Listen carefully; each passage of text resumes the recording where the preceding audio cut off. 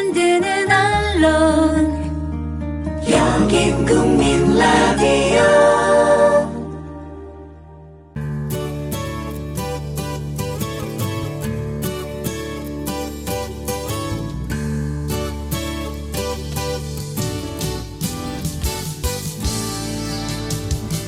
Good morning, everyone. Welcome back to News English. Thanks for tuning into our program. 안녕하세요. 7월 11일 금요일의 뉴스 잉글리시 곽유정, 변현주 인사드립니다. 여러분, I've been there. 유정씨. 네. I've been there. 나는 거기 가본 적 있다. 거기에 가봤다. 그런데 어디를 가보셨다는 거예요? 물론 I've been there. 나 거기 가봤어. 가본 적 있어. 이런 말이죠. 하지만 슬픔에 잠긴 누군가를 위로해줘야 하는 상황에서는 I've been there. 나도 그런 적 있어. 그 심정 이해해. I've been there. 무슨 말인지 알아. 나도 겪어봤거든. 이러한 의미를 전달할 수 있는 표현이랍니다. 네, I've been there. 나도 거기에 가봤어. 그러니까 나도 그거 다 경험해봤어. 그래서 너의 마음을 알아. 너의 심정에 공감해. 이런 의미가 돼서 힘들어하는 상대방에게 위로를 해주는 표현이 될 수 있는군요. 네, 내가 겪고 있는 힘듦과 슬픔을 이미 겪어본 적이 있는, 벌써 갔다 와 본 적이 있는 사람이 건네는 이 한마디 I've been there. 이 말 한마디가 누군가에게는 표현할 수 없을 만큼의 커다란 힘과 위로가 되어줄 수 있을 텐데요. 작가 엘리자베스 길버트의 Eat, Pray, Love에는 이런 구절이 나옵니다. Deep grief sometimes is almost like a specific location, a coordinate on a map of time. 깊은 슬픔이란 때로는 특별한 장소가 되기도 해요. 시간이라는 지도상의 한 좌표처럼요. When you're standing in the forest of sorrow, you cannot imagine that you could ever find your way to a better place. 그 슬픔의 숲속에 서 있노라면 도저히 그것을 빠져나올 수 없을 것 같죠. But if someone can assure you that they themselves have stood in the same place and now have moved on, sometimes this will bring hope. 그런데 만약 누군가 자신도 거기에 가봤고 이제는 빠져나왔다고 말해주면 가끔은 희망이 생기는 법이에요. 이처럼 이미 그 깊은 슬픔과 힘듦을 겪어봤고 이제는 거기에서 빠져나온 누군가가 그때 내가 가봤던 그 유사한 슬픔의 장소에 있는 다른 누군가에게 해줄 수 있는 위로의 말. I have been there. I've been there. 네, 오늘 다루게 될 테드 강연은 지난주 금요일에 이어서 먹고 기도하고 사랑하라의 저자인 엘리자베스 길버트의 이야기 계속해서 들어보실 텐데요. 주위에 누군가가 깊은 슬픔의 장소에서 헤매고 있나요? 그럼 이렇게 말해주세요. I've been there. 혹시 여러분들께서 지금 시간이라는 지도상의 한 좌표처럼 힘듦의 장소에서 빠져나오지 못하고 계신지요? 그렇다면 제가 그리고 저희가 위로의 말을 전해드립니다. I've been there. 그리고 여러분들께서 그곳을 빠져나와 다른 곳으로 이동하는 그 순간부터 여러분들은 또 다른 누군가에게 I've been there 얘기해 줄 수 있겠죠?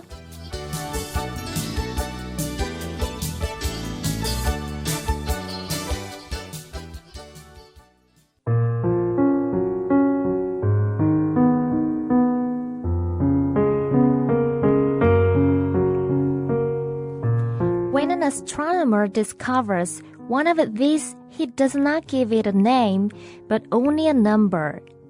He might call it, for example, asteroid 325. I have a serious reason to believe that the planet from which the little prince came is the asteroid known as B612. This asteroid has only once been seen through the telescope. That was by a Turkish astronomer in 1909.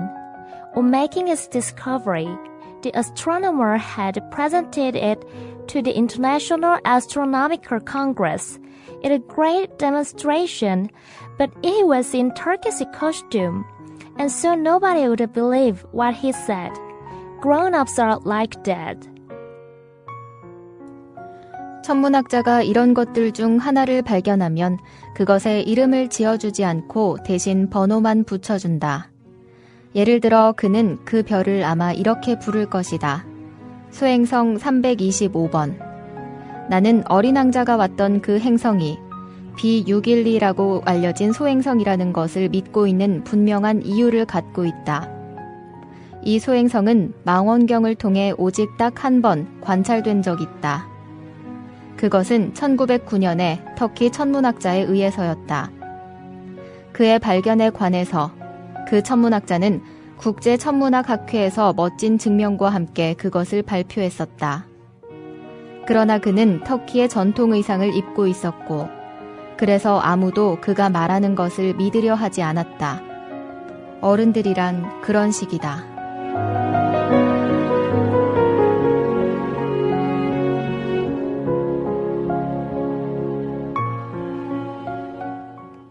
우리가 잘 알고 있는 태양계의 행성들, 지구나 목성, 화성, 금성과 같은 큰 행성들뿐 아니라 망원경을 통해서도 보기가 어려운 매우 작은 별들에 대한 이야기를 했었죠. 그런데 이렇게 작은 별들은 When an astronomer discovers one of these, 천문학자가 이런 것들 중 하나를, 즉 이렇게 작은 별들 중 하나를 발견하면 he does not give it a name, 그 별에게 이름을 지어주지 않고 but only a number. 대신 번호만 붙여준다. When an astronomer discovers one of these, he does not give it a name, but only a number. 천문학자가 이런 작은 별들 중 하나를 발견하면 그는 그 별에 이름을 지어주지 않고 대신 번호만 붙여준다. He might call it, for example, 예를 들어 그는 그 별을 아마 이렇게 부를 것이다. asteroid 325. 소행성 325번. 이렇게 망원경으로도 관찰하기 힘들 정도로 작은 별들에게 number, 이름 대신 번호를 붙여주는군요. 네, 그래서 어린 왕자가 살고 있는 별도 아주 크기가 작기 때문에 번호가 붙여져 있을 거라고 생각하면서 조종사가 이렇게 말하고 있네요. I have a serious reason to believe that. 나는 믿고 있는 분명한 이유를 갖고 있다. The planet from which the little prince came 어린 왕자가 왔던 그 행성이 is the asteroid known as B612. B612라고 알려진 소행성이라는 것을 I have a serious reason to believe that the planet from which the little prince came is the asteroid known as B612. 나는 어린 왕자가 왔던 그 행성이 B612라고 알려진 소행성이라는 것을 믿고 있는 분명한 이유를 갖고 있다. 어린 왕자가 살고 있는 그 행성이 B612라고 생각하는 그럴 만한 이유가 뭔지 궁금한데요? 저도 궁금한데요. 네. 계속해서 이어지는 이야기를 통해 함께 그 이유를 찾아볼까요? This asteroid has only once been seen. 이 소행성은 오직 딱 한 번 관찰된 적 있다. Through the telescope. 망원경을 통해서. This asteroid has only once been seen through the telescope. 이 소행성은 망원경을 통해 오직 딱 한 번 관찰된 적이 있다. That was by a Turkish astronomer in 1909. 그것은 터키 천문학자에 의해서였다. 1909년에. On making his discovery, 그의 발견에 관해서 the astronomer had presented 그 천문학자는 그것을 발표했었다. to the International Astronomical Congress 국제천문학학회에서 in a great demonstration. 멋진 증명과 함께 On making his discovery, the astronomer had presented to the International Astronomical Congress in a great demonstration. 그의 발견에 관해서 그 천문학자는 국제천문학학회에서 멋진 증명과 함께 그것을 발표했었다. But he was in Turkish costume. 그러나 그 천문학자는 터키의 전통 의상을 입고 있었고 And so nobody would believe what he said. 그래서 아무도 그가 말하는 것을 믿으려 하지 않았다. Grown-ups are like that. 어른들이란 그런 식이다. 그렇다면 학자가 어떤 옷을 입어야 그 학회에서 그 학자의 의견을 믿어주고 인정해 줄 것인지 우리 다음 주 월요일 영어로 만나는 어린 왕자 코너에서 확인해봐요.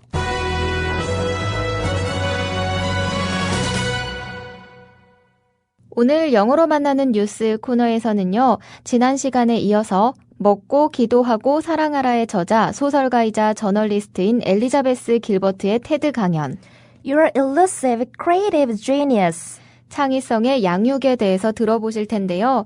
지난 시간에는 국제적인 베스트셀러 작가인 엘리자베스 길버트 역시 우리와 같이 두려움을 갖고 있다는 이야기를 들어봤습니다. 이번 시간에는 그녀가 갖고 있는 두려움과 또 작가로서의 삶을 구체적으로 살펴보는 시간을 마련했습니다. 우선 엘리자베스 길버트의 이야기 들어보시겠습니다.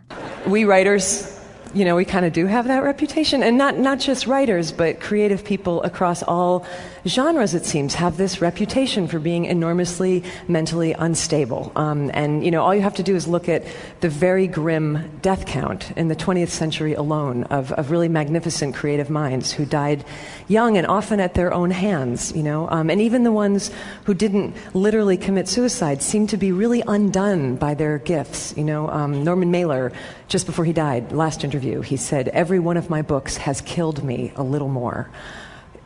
An extraordinary statement to make about your life's work, you know, but we don't even blink when we hear somebody say this because we've heard that kind of stuff for so long, and somehow we've completely internalized and accepted collectively this notion that creativity and suffering are somehow inherently linked, and that artistry in the end will always ultimately lead to anguish. And the question that I want to ask everybody here today is, are you guys all cool with that idea? Like, are you comfortable with that? Because you look at it even from an inch away, and you know, I'm not at all comfortable with that assumption. I think it's odious, and I also think it's dangerous, and I don't want to see it perpetuated into the next century. I think better if we encourage, you know, our great creative minds to live. We writers, 우리 작가들은 you know, we kind of do have that reputation. 여러분들도 알다시피 그러한 평판을 갖고 있습니다. 여기서 그러한 평판이라는 것은 작가의 슬럼프라는 말은 있어도 화학공학자의 슬럼프라는 말은 잘 없듯이 알코올 중독자나 조울증 환자 같은 평판은 주로 작가나 창작자들에게 있다는 걸 의미합니다. And not just writers, 그리고 단지 작가들만이 아니라 but creative people across all genres. 창의적인 사람들, 모든 장르들을 넘어서서 It seems have this reputation. 그 사람들도 이러한 평판을 가진 것처럼 보입니다. For being enormously mentally unstable. 정신적으로 대단히 불안정한 상태라는. And all you have to do is 그리고 여러분들이 해야 할 일은 look at the very grim death country in the 20th century alone. 바로 그 암울한 죽음의 집계를 보는 것입니다. 20세기만 하더라도. Of really magnificent creative minds. 참으로 훌륭한 창의적인 생각들을 가진 사람들이 Who died young and often at their own hands, you know. 젊은 나이에 죽었고 또 종종 그들 스스로의 손으로 목숨을 끊었는지요. 아시겠나요? And even the ones who didn't literally commit suicide 그리고 말 그대로 자살을 하지 않았던 사람들조차도 seem to be really undone by their gifts, you know. 실제로는 그들의 재능 때문에 불행했던 것으로 알려져 있죠. 여러분들도 아시는 것처럼요. Norman Mailer, just before he died, last interview, 노먼 메일러는 죽기 바로 직전 마지막 인터뷰에서 he said, Every one of my books has killed me a little more. 이렇게 말했습니다. 내가 쓴 나의 모든 책 한 권 한 권이 나를 조금씩 죽여왔다. An extraordinary statement to make about your life's work. 당신의 필생의 작업에 관해 말하기에는 놀라운 언급이지요. But we don't even blink when we hear somebody say this. 그러나 우리는 누군가 이런 말을 하는 걸 들었을 때 눈 하나 깜빡이지도 않습니다. Because we've heard that kind of stuff for so long. 왜냐하면 우리는 오랫동안 이런 종류의 말들을 들어왔고 And somehow we've completely internalized. 우리는 어떻게든 완전히 내면화해왔으며 And accepted collectively this notion that 전체적으로 이러한 생각을 받아들여왔기 때문입니다. creativity and suffering are somehow inherently linked. 창조성과 고통은 어떻게든 본질적으로 연결되어 있고 And that artistry, in the end, will always ultimately lead to anguish. 결국에 그러한 예술성은 언제나 궁극적으로는 극심한 괴로움으로 이어진다는 생각을. And the question that I want to ask everybody here today is, 그리고 오늘 제가 여기 계신 여러분들에게 물어보고 싶은 질문은 are you guys all cool with that idea? 여러분들 모두 그러한 생각에 찬성하시나요? 여기서 cool with, 비동사 플러스 COOL, cool with 뭐뭐 하면 뭐뭐에 찬성하다, 뭐뭐가 좋다고 생각한다 이러한 의미입니다. 그러니까 지금 강연자는 창조성과 고통은 어떻게든 본질적으로 연결이 되어 있고 그래서 결국에는 언제나 예술성이 극심한 괴로움으로 이어진다는 이러한 생각에 동의를 하고 있는 건지 물어보고 있는 거죠. Are you comfortable with that? 여러분들은 그러한 생각이 편하신가요? Because you look at it even from an inch away and 여러분들이 그러한 생각을 거리를 약간 두고 떨어져서 바라본다면 you know, I'm not at all comfortable with that assumption. 그러한 가정이 전혀 편하지 않다는 것을 알게 되실 겁니다. I think it's obvious. 저는 그런 생각이 몹시 불쾌합니다. And I also think it's dangerous. 그리고 그런 생각이 위험하다고도 느끼고요. And I don't want to see it perpetuated into the next century. 저는 그런 생각이 다음 세기까지 영구화되는 것을 보고 싶지 않습니다. I think it's better if we encourage our great creative minds to live. 저는 우리가 우리의 위대한 창의적인 생각들이 살 수 있도록 격려하는 일이 더 낫다고 생각합니다. 지금까지 영어로 만나는 뉴스였습니다.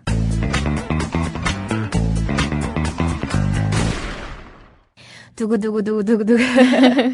오늘은 드디어 지난주 목요일에 저희가 들려드렸던 시 I've learned, 나는 배웠다와 관련하여 청취자 여러분들께서 인생을 살아가는 동안 배웠다고 생각하시는 내용들을 함께 나누면서 공감하는 시간인데요. 네, 우선 뉴스 잉글리시 페이스북 페이지 댓글로 달아주신 분들 사연부터 읽어드릴게요. 가장 먼저 앤디 안 님께서 적어주신 내용입니다. I've learned that people will forget what you said, people will forget what you did, but people will never forget how you made them feel. 사람들은 당신이 말했던 것을 잊을 것이고 사람들은 당신이 했던 것을 잊을 것이나 사람들은 결코 당신이 그들을 어떻게 느끼도록 했는지는 잊지 않을 것이다 라고 해주셨네요. 네, 굉장히 공감 가요. 누군가와 함께하는 시간들 속에서 나도 그렇고 상대도 그렇고 우리가 어떤 감정들을 느끼면서 그 시간을 함께 할 것인지에 대해 다시금 생각해보게 됩니다. 잊어버리고 싶은 기억이 될 것인지 아니면 영원히 간직하고픈 추억이 될 것인지 how we are feeling 중요한 것 같고요. 여기에 덧붙여 앤디님께서 in the Bible 하고 성경 구절을 인용해 주셨는데요. Don't let anyone look down on you because you are young, but set an example for the believers in speech, in conduct, in love, in faith, and in purity. 네, 누구든지 내 연소함을 업신여기지 못하게 하고 오직 말과 행실과 사랑과 믿음과 정절에 있어서 믿는 자에게 본이 되어 라는 말씀이네요. 나이가 어리고 젊다는 이유로 남에게 업신여김을 당하지 말고 도리어 말이나 행동이나 또 여러 가지 다른 면들에 있어서 모범이 되라는 그런 뜻입니다. 명심하겠습니다. 네, 저도요. 앤디님의 I've learned 나눠주셔서 정말 감사드리고요. 다음으로는 최형근님께서 역시 댓글로 이렇게 적어주셨어요. I've learned that if you really want to do something, you will find a way. If you don't, you will find an excuse. 라고 적어주시고 끝부분에는 among wise sayings 라고 붙여주셨는데요. 네, 당신이 뭔가를 진심으로 간절히 원한다면 당신은 길을 찾을 것이다. 방법을 찾게 된다는 거네요. 그러나 만약 당신이 그렇지 않다면 간절히 원하지 않는다면 당신은 변명거리, 핑계거리를 찾게 될 것이다.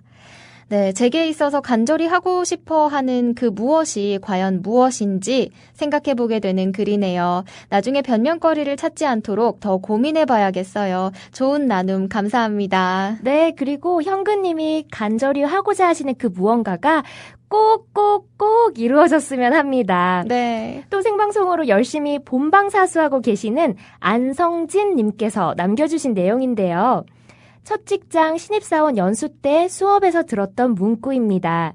10여 년 전에 그 문구가 요즘 더 다가오네요. 라고 말씀해 주시면서 I've learned that life is not a race, but a journey to be savored each step of the way. 나는 배웠다. 인생은 경주가 아니라 그 길에 한 걸음 한 걸음을 감상하는 여행이라는 것을. Yesterday is history, tomorrow is a mystery, and today is a gift. That's why we call it the present. 까지 적어주셨어요. 네, 이건 저희가 지난 방송 오프닝 때 들려드린 이야기네요. 어제는 역사이고 내일은 수수께끼고 오늘은 선물이다. 그래서 우리는 오늘을 현재, 선물이라고 부른다. present 단어에는 현재라는 뜻도 있고 선물이라는 뜻도 있으니까요. 그리고 덧붙여서 원래 원문은 더글라스 테프터 코카콜라 전 회장의 2000년도 신년사라고 하는데요. 전문이 길지만 좋은 것 같아서 포옹입니다. 라고 말씀해 주시면서 신년사 전문을 그 긴 전문을 함께 남겨주셨습니다. 네, 아주 감사드리고요. 기회가 된다면 성진님께서 올려주신 전 코카콜라 CEO의 신년사 전문을 다뤄보는 것도 좋을 것 같습니다. 정말 그래요. 인생은 100m 달리기처럼 단 한순간에 끝이 나고 또 누가 가장 빠른가에만 초점을 맞추게 되는 레이스는 아니죠. 그래서 인생을 마라톤에 비유를 하잖아요. 그리고 여행이라는 단어도 나중에 구분을 해서 자세히 설명드리겠지만 trip이라든지 travel이라든지 이런 여행이라는 의미의 단어와 달리 journey, journey 이 단어는 장거리 여행, 굉장히 멀리 가는 길고 긴 여정을 의미하는 단어랍니다. 그래서 인생을 여행에 비유할 때도 영어로 짧게 다녀오는 trip이라든지 travel을 쓰지 않고 journey를 사용하거든요. Life is a journey to be savored each step of the way. 이 문장 자체도 곱씹으면서 음미하게 되네요. 네, 정말 마라톤처럼 또 장거리 여행처럼 길고 긴 인생의 여정을 목적지까지 급히 가려고 애쓰기보다는 한 걸음 한 걸음 감상하면서 또 그렇게 즐겁게 걸어봐야겠다는 생각을 하게 됩니다. 나눠주신 분들 모두 감사합니다. 네, 마지막으로 메시지로 정혜윤님께서 나는 배웠다. 힘들고 어려운 순간에도 찾아보면 반드시 기쁨과 감사가 있다는 것을 소소한 것일지라도 라고 적어주시면서 이렇게도 함께 남겨주셨네요. 네, 요즘 뉴스 잉글리시 재밌게 들으면서 영어 실력 많이 늘었어요. 그리고 좋은 내용들 다뤄주셔서 감사합니다. 두 분 이야기 들으며 공부하는 것이 제 삶의 낙이네요. 라고 해주셨네요. 정말 감사합니다. 네, 진심으로 감사드리고요. 네. 여러분들의 댓글이나 좋아요가 정말 저희가 방송을 준비하는데 큰 힘이 되더라고요. 앞으로도 잘 부탁드립니다. 네. 그리고 어제 들려드린 시도 너무 좋았다고 피드백 주시는 분들 많이 계시는데요. facebook.com/newsenglish로 들어오시면 사무엘 울만의 청춘 시도 올려드렸으니까요. 눈으로도 보시면서 감상해 보시기 바랍니다. 네, 오늘 금요일이죠. 한 주 동안 정말 수고 많으셨습니다. 오늘 하루도 힘내서 즐겁게 지내시다가 쉼이 있는 주말 보내시길 바랄게요. 그럼 저희는 다음 주 월요일 오전 6시 다시 찾아뵙겠습니다. 바이바이. 국민 라디오 지지하는 4가지 방법 아시나요? 다운로드하기, 별점 주기, 댓글 달기, 구독하기. 국민 라디오를 보다 많은 이들에게 전할 수 있는 가장 손쉬운 방법. 다운로드하기, 별점 주기, 댓글 달기, 구독하기. 잊지 마세요. 다운로드하기, 별점 주기, 댓글 달기, 구독하기.